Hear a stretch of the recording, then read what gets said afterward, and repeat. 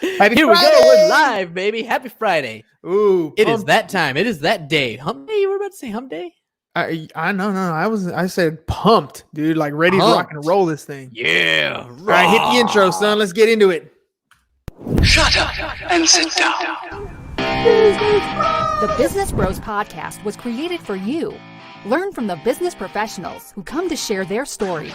Find out what's working in business and social media, what's hot and what's not, straight from the mouths of successful entrepreneurs out there doing the real work. And now, welcome to another episode of Business Bros. What up, ladies and gents? Happy Friday. It is Friday. The 10th of July, 10 days It's a beautiful into day.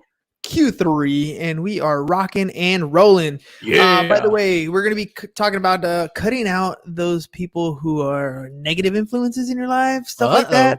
And it is an open forum. We had to reschedule a guest. So if you guys are interested, we'd love to have you guys comment on stuff. Happy Viernes Happy Vidal. Viernes. So, Love it. feel free to comment in, feel free to drop in your questions, opinions on this particular matter, because I think it's kind of a tough conversation to be having. So here we go. Let's I'm jump interested. into this thing. All right, dude. So here's how the whole topic popped into my head. Well, first of all, we had to come up with something real quick off the cuff, right? Yeah, and you didn't So- even warn me about this one. No, I didn't. You were writing up your Ham's insurance tip, so I had to think of something, right? So, Good anyways, job. in part of my 5 a.m. club, we read a book, right? It's part of the thing, and so we started a new book. It's called Limitless by Jim Quick with a K, Jim Quick. That's not the same thing as the movie where you take the little pill and then all of a sudden you're like super smart. It's funny, dude, because Eric said the same thing in the morning group. He's like, can I just cheat and watch the movie? Why so serious? Right? So it's kind of the same thing. So this first of all, the book's like 12 hours long in Audible, right? So Okay. it's got quite some stuff. And I just started it today, and it's talking about the powers of your mind, right? And what your mind is capable of doing, and how powerful our minds actually are. And it got me thinking about, that whole idea of we become what we think about. And Our deepest fear is not that we are inadequate. Our deepest fear is that we are powerful beyond measure. because we are powerful beyond measure, right? But we also come across, so part of it is what we think about. So when we say things to ourselves like, oh man, I can't do that, or I'm broke right now, or, whatever comes out of your mouth, whether it's something that's a positive outlook in life where it's going to take you in a direction that you want to go in, or something that's limiting yourself, that you're incapable, you're not smart enough, you're not disciplined enough, you're already telling your mind what it is that you want it to perceive, right? So to kind of go a little bit beyond that, I was thinking, well, let's talk about the people that we surround ourselves with, because part of what we say and how we act is because of the people that we surround ourselves with. Right. There are people in our inner circle. There are people that we spend a lot of time with. Sometimes it's family. Lately, it's a lot of family because of COVID, but it's, family. It's also things like your coworkers. It's also maybe people that you spend time with on a podcast on a regular basis, the people who you listen to. Huh, I feel attacked. Right. Now it's more like No, but the podcast But that I mean, you it's listen to. oh yeah, there you go. But it's like mom always said, right? Tell me who your friends are, I'll tell you who you are. Exactly. But the problem with that is oftentimes we start off with, for example, you're not necessarily close friends with the people that you grew up with when you were, let's say 5th or 6th grade, right? As you grow up in life, parts of what happens is you grow up, and sometimes you grow apart, people move in different directions. But even within your circle, within your group, you tend to move in different directions. Some of the people in your group maybe get married. Some of the people in your group maybe have kids. Some of the people in your group maybe go to college. Some of them go into different directions. And you kind of have to reflect on yourself here and decide what it is that you want to do. When we were in our 20s, Ham, we bought our first house when we were 20 years old, and we had our first business soon after that. And we really did treat it more like a piggy bank. We didn't invest time into our business because in our 20s, we weren't too worried about, what our career was going to be in the future. We kind of started thinking about it, but really we were concerned with how fast can we finish the day so we can get home, play video games, Smoke some party, weed. hang out with friends, whatever it was going to be. That's what the 20s were about for Mhm, us. Had Just we wanted to screw shit- around all the time. wanted to screw around. Now, we hung out with a lot of people who wanted to screw around too, right? Mhm. As we got a little bit older, as things changed, some of us continued to evolve and move into different lifestyles. Some of us didn't, right? And part of being human and part of being some of these issues is when you connect with people, when you have memories with people, when you have a relationship with a lot of people, it's very difficult to say, hey man, I can't be hanging out with you anymore. Like you and I mean, we have this past, we're cool. It's not like I hate you or anything, but you're not acting or ambitious or Mhm. care to go in the direction that I'm going in. And it's kind of weird because you got to say something like, hey man, I'm leaving you behind, bro. Like Yeah. I'm moving forward and you're not moving in my direction and I got to let you go. And it's weird because, what we love saying right here, right? We do the minimum mind is super powerful. I think, what does he mean? I think by it's that? just the mind. Just the mind is super powerful. The mind is super powerful. It totally is, right? And we got to cut ourselves from some of these people who are not moving in our direction. That's not to say they're completely cut out. And on the one thing, it's the friend side. On the other thing, there's family too. There's always that section of family. And I often have this conversation in my head, especially ever since Danny passed away, right? Like, what could I have done differently? What could I have made, what could I have done to, rather than push him out of a way, more like bring him in? And I contemplate with myself, because on the one hand, it's like, there are a number of things that I probably could have done, but then there's a lifestyle that he wanted to lead that wasn't the same lifestyle that I wanted to lead. And it's kind of hard because it's much more difficult when it's close to you like that, when it's family, because we grew up very much in a family comes first environment, right? Family first, family first, family first. Family will always have your back. And for the most part, that still is true today. For the most part, like if they ever needed something, we're always there to pick somebody up or go help them out, move furniture or whatever it is. But even with family, we don't spend as much time with every single person in our family like we did when we were younger. Part of it is maybe growing up, but part of it is, like at what point do we decide who is the person that we're going to hang out with? Who are those people that we want to network with? Who are the people that we want to be around? And at what point do we decide this is an end? And that's kind of the discussion I wanted to have today. What's your 2 cents on that, Ham? So your question is basically, at what point do you consider a relationship, a friendship, whatever the case might be, you have to kind of put an end to it and move on because you're just going in different directions? Yeah, like have you had to have that conversation? Have you had to sit down and tell somebody, yo, dude, like can't be hanging out anymore? Has that happened to you yet? Have you had to do that? I don't think that I've necessarily had that conversation with anybody. I don't necessarily think that it's a conversation that I've ever had to have. I mean, just talking about Danny specifically, I mean, he used to crash at your house, a bunch of different times and, for various periods of time. And, it unfortunately would bring other unforeseen problems. And so, it's tough when it's our brother and the things that he's doing are just causing like too much heartache, too much issues, too many there's just other stuff going on that is uncontrollable, and you had to have that conversation with him. Other than him, though, I don't think that you've had to have that conversation when it comes to like other friends and acquaintances, whatever. I think the majority of it, especially nowadays, is social media. Yeah. And for me, I last week took a social media break. You know, it was getting too much. It was, for me, it was to a point where I was spending way too much time scrolling through my phone, getting mad, you know, all the different things were going on, and, you know, having, you know, all kinds of just unproductive conversation. Hoped would be productive. But mostly it was just, you know, a lot of time spent scrolling.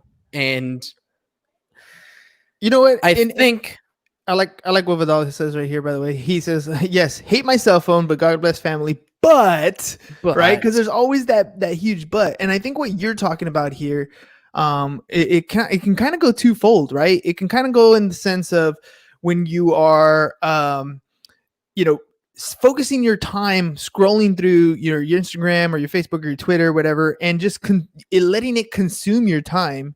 But on the other hand is, you know, there's the friends that you're going to see online that are going to drag you down a rabbit hole that may not necessarily be a productive rabbit hole that you want to be going down, that doesn't really align with who you are or where you want to go. Maybe it's tugging at, you know, some heartstrings here and there, but, you know, for example, there's always that I love them because I think they're interesting, but they're time consuming. Those Facebook fights, right? Where somebody will throw out a political blurb, or lately it's been like the Black Lives Matter or the COVID conspiracies, or, you know, Hollywood celebrities, and that stuff can get interesting. Plenty to talk about. But those things are also distractions from what you want to achieve. For example, right now we're focusing our attention on systematizing the insurance agency and getting ready to launch the Carrier Experience podcast, right? Mm-hmm. Anything else that's taken away from that during our productive time is something that we need to cut out, right? And it's not as easy to do, you know, because, you know, some of those people on our social media feeds, I mean, we talk to them on a regular basis, but we don't. So what's funny is when I realized that I was creating habit, I was reading or listening to Power of Habit, right? And it was just really cool to for me to recognize that this has become a habit. I reach for my phone and I that specific area right on my phone, that right there, that's where social media stuff is.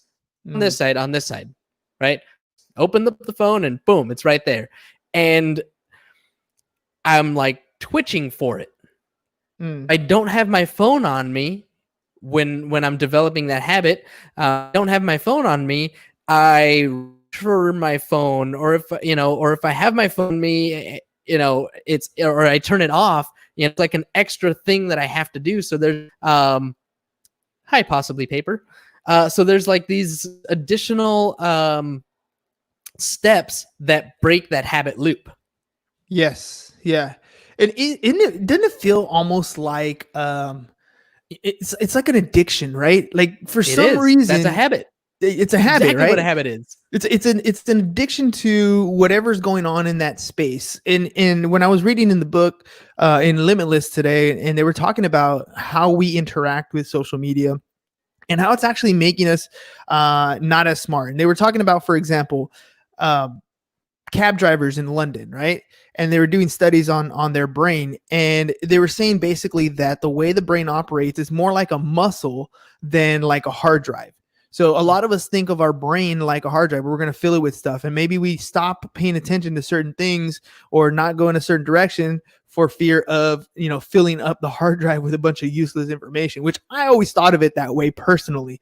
I always thought, man, I have so many stupid songs and movie quotes in my head. Like, I'm going to run out of space in my brain for... That's not how it works. That's not how any of this works.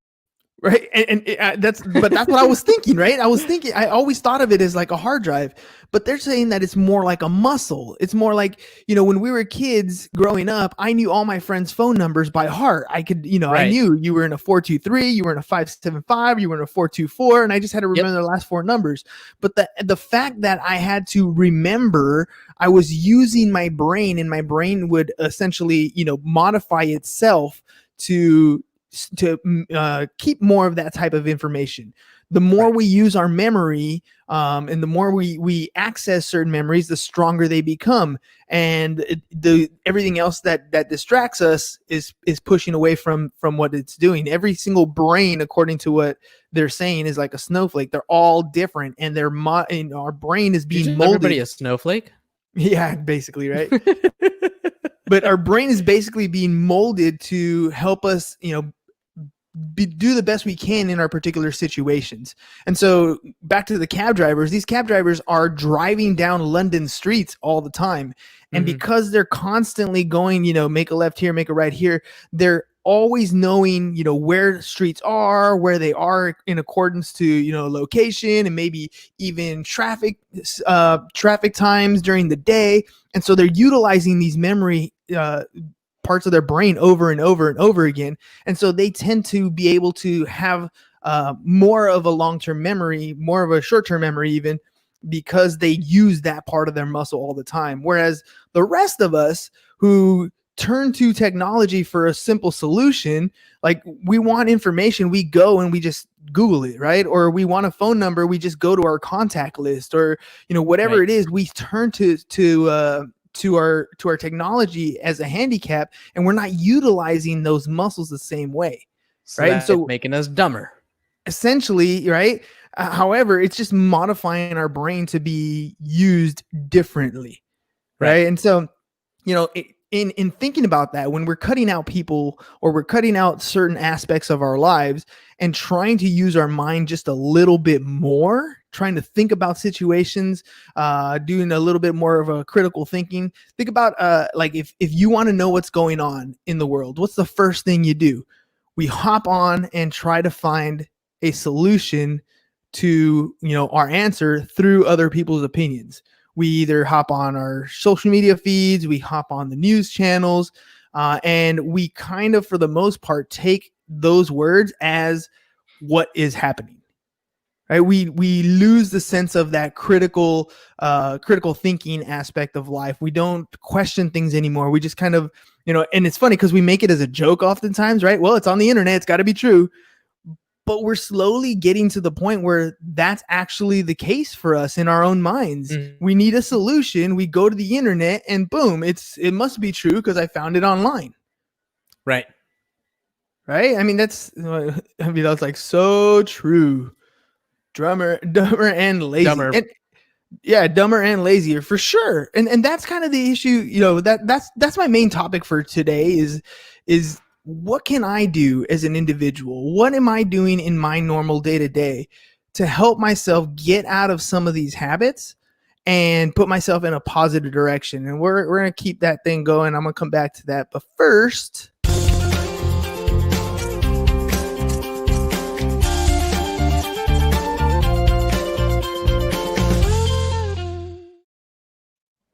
Ham's insurance tip of the day. I think you picked the wrong screen.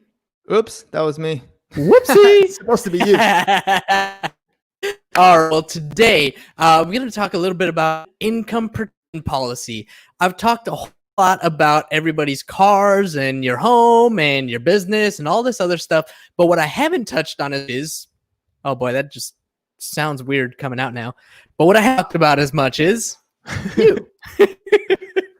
You are insurable. Your life, your health, and your ability to earn an income are all things that you want to protect. So let's talk a little bit about what that means. Income protection, also commonly known as disability insurance, is a policy that will guarantee an income to you if you're sick, injured, or disabled and can no longer work. If you are a partnered, married, home, you probably had to qualify for your mortgage with your partner, your spouse. Both incomes were likely a part of the lender's calculation to provide you with a loan. So what happens if one of you gets sick or injured? You make enough money to keep that roof over your heads? If not, income protection is a policy you will want to consider to protect your investment, your home, but more importantly, your family, so that you don't go bankrupt or homeless if you lose your ability to work. If you have any questions or need any advice, give Pipeline Insurance a call at 728-994 and follow me on Twitter at InsuranceBroHam.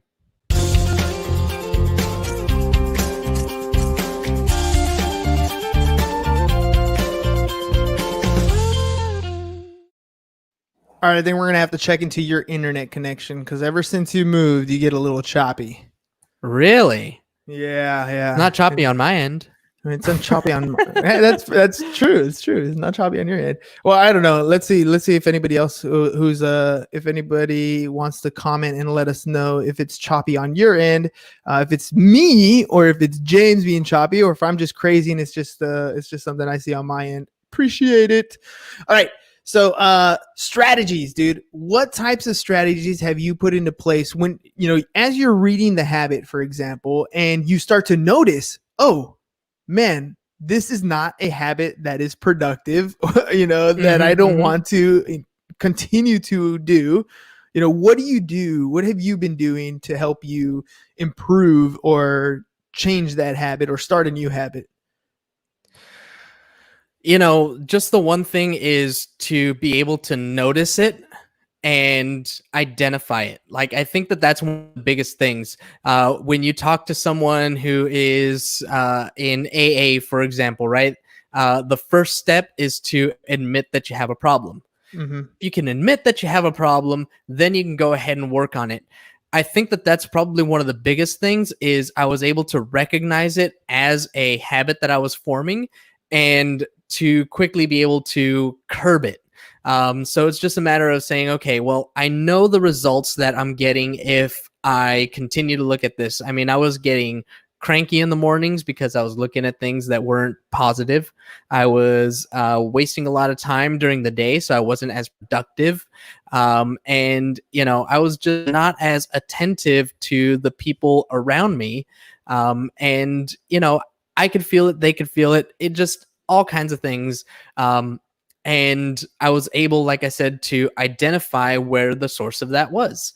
And so it was just a matter of making that conscious decision saying, you know what, this isn't what I want to do. Let me take some steps to curb it. So, I deleted the apps off my phone, took the shortcuts off of my browser, just made it so that it's more difficult to get to, add extra convenient steps to try and access those social media habits that I was forming.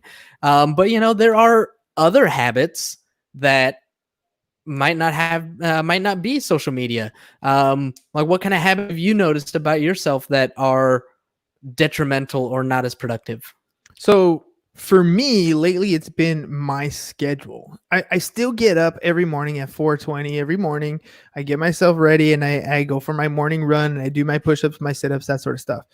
But I find myself creeping into bed afterwards and spending more time sleeping. When I was, when COVID first hit, I was super productive. I had those good 4 or 5 hours.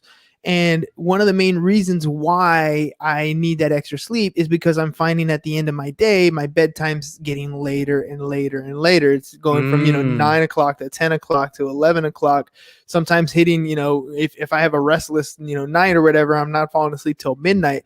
And so that habit at the end of the day is really affecting what I'm doing at the beginning of my day. I'm still able to, wake up and get going. I just don't have the same energy throughout the day. So I'm starting to pay attention to being intentful with the end of my day, because that is really going to affect what I do at the beginning of my next day. And so for me, in my own personal schedule, speaking of cutting things out, right?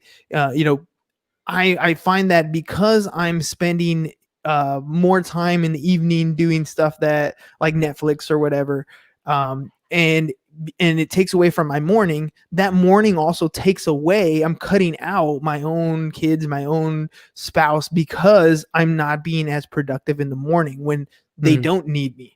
You know what I mean? So for me, it's again, just like you said, it's identifying that issue, identifying the fact that there's something wrong with what I'm doing, and restructuring my calendars, shifting my time blocks again, and just forcing myself to do it. Right.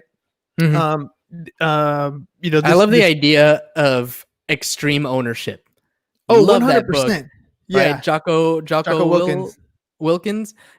Just that awesome idea that, there's only one person that can make that decision, right? You are ultimately responsible for every minute of your day. You are ultimately responsible for waking up at 4:20 in the morning, 4:40 for me. You are ultimately responsible for turning off your phone and getting off of Netflix at 9 p.m. so that you can get into bed at a decent hour. You are ultimately responsible for all of those things. And if you are not taking that extreme ownership for your own habits, then there's nobody else to blame. And that's just kind of one of those things, like for me as well. When I noticed that I was having this bad habit of getting into social media and getting lost in it and spending way too much time in it, I took ownership of that. I took responsibility for that. And I said that I don't want that to be my life. I woke up one morning and my first thought was, it went to my why statement. My first thought was, what can I do today to spread positivity?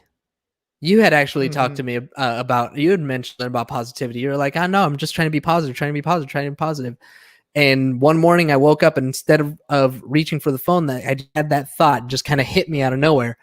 And I made the intention that day on, I want that to be the first thing that I think of when I wake up in the morning. I want that to be my first thought. What can I do to spread positivity today? And that was just a change of my habit. Yeah, that initial thought, right? When I get up in the morning, I never feel like getting up, right? My alarm goes off at 4:20. It doesn't matter whether I got 7 hours of sleep, 8 hours of sleep, 4 hours of sleep. I don't feel like getting up when the alarm goes off. But, to what I started to realize is thinking of the end game, right? End game, boom, thinking of the end game. What is it that I'm going to feel like if I do not get up and run, if I do not get up and do my exercise? I am going to feel horrible. It's going to bother me all day. I'm not going to, I'm going to look at myself in the mirror and find flaws or whatever and start blaming myself for, well, no wonder you look the way you look, or no wonder you feel the way you feel because you didn't go for a run. Like there's that way of feeling. Or I could feel like I do when I finish my workout. Like I feel like I've accomplished something. Like I have that energy flowing through me, and it doesn't matter whether I, only have 4 or 5 hours of sleep. Sometimes when I get only 4 or 5 hours of sleep, my workout's even harder, and I push through, and I have a better workout when I think it's going to suck than when I think I have all kinds of energy, and then it doesn't pan out all right. But at the end, when I'm done with it, I feel better. So when, I've tried to focus my attention on how I want to feel intentfully. This is what I want to do. When I get up, I'm going to feel at the end of my workout accomplished, right? And it cuts out everything else. It cuts out that feeling of I'm tired. It cuts out that feeling of should I, maybe I can close my eyes. Maybe I can hit the snooze button. It cuts it all out because I know that I'm going to get to this next thing that I want to do. And I think for me, it's working really well. I mean, it's been a little over a year getting up again and doing the whole gym thing and working out and running in the morning at that time. So it's become a good habit. I still don't like to get up, but it's become a good habit to focus in on what I'm going to feel like in the end. And I think I need to take that same thought process for the rest of the activities that I plan out for my day. When I get up in the morning, I need to, I journal in the evening, but I'm going to get in the habit. I want to start building the habit of, writing in my journal in the morning with a focus on what is my daily goal for the day and what do I intend to accomplish and how do I intend to feel at the end of this day. If I can put that into place and I'm always focusing on the positive aspect of completing that task, then I think I'm going to have a more of a positive result in a long-term phase, right? Because I think part of my problem, me personally, was, I know I'm gonna feel good after my workout. I go and I do my workout, but then I think, I was rewarding myself with, I can go back and take a nap, and then the nap turned from 20 minutes to 30 minutes to an hour and a half, right? Because I keep looking. So for basically, I'm going back to bed, right? Which defeats the purpose, right? But because I was thinking in my head, that's the end goal. And because I put that thought in my head, because I told myself that the end goal was after I'm done, I can reward myself with a nap or more sleep, right? That's the limit. And I'm not saying I have to take out the whole thing. I just have to reposition it like, okay, you get a 20-minute nap, and I think it should be further out. Maybe it's like at 11 o'clock or 2 o'clock or whatever time later in the afternoon, so that I have that intent in mind, or rewarded after a certain number of activities have been completed, or after I finish my one thing, whatever it's going to be, but have that intent up front. Right. Yeah, no, I think you're alluding to, it seems like you're alluding to your book Limitless, and how we put these constraints on ourselves. And funny enough, I was having a conversation with Parker over from Junto today. He was talking about how when we think that we've done everything we can do, it's pretty much only about 40% of what we really can do. Mm-hmm. And we really are limitless, right? Just like that quote, that movie clip that I played earlier. Our biggest fear isn't that we are powerless. How does it go? Inadequate, but that we are powerful beyond measure. That's right. And in that 40%, by the way, works in physical too. So, you know, Arnold Schwarzenegger talks about it. He's like, I don't even count the number of reps till I can't feel my arms anymore, till it burns. That's when I start counting. Right. Yep. And I try to do the same thing. I still do my 50, but I try to keep going. And then when I feel like I can't, I want to do 5 more. Right. And that's kind of the mentality that we want to have here with whatever it is that you're trying to do. You feel like you can't get up, but I promise you, when you sit up and you get going, find that end game. What's the next thing that you want to do? What is it going to feel like having accomplished that goal that you want to accomplish? And then you'll start to cut things out, right? I mean, that's just naturally how it's going to happen. I don't know if we talked so much about cutting out, people, but maybe cutting out habits. Maybe cutting out people, cutting out habits. It's fine. It's all the same. I don't think it means what you think it means. You've been dying to use that clip, huh? I love that clip. It's the best. All right, ladies and gents, I hope you enjoyed this week Business Bros Pod. Hey, I just want to remind you all, if you guys are interested in starting a podcast, head over to businessbros.biz/setup. You guys can sign up to watch it's about a 40-minute presentation. I'm going to show you how you can create a podcast on your own, audio, video, live streaming, all for free. Get guests on your show, how to be a guest on other shows. I'll show you how to do all that stuff for free. It's at businessbros.biz/setup. It's at 12 o'clock on Mondays if you're Pacific Standard Time, or 3 p.m. Eastern Time. Either way, check it out. And hopefully I can help you guys get started in podcasting. All right, ladies and gents, enjoy the rest of your weekend. That's all we got for you guys today. Peace. Bye-bye. And we're out. Thank you for listening to the Business Bros Podcast. Are you looking to get more clients or to increase your income? Hernan, the business bro, can help you generate referrals through the power of podcasting. And James, the insurance bro with Pipeline Insurance, can help you effectively add insurance to your existing business. If you are ready to create wealth today and generational wealth for tomorrow, email businessbros@csfirst.com to schedule a free consultation, or join the Business Bros Network, www.businessbros.biz.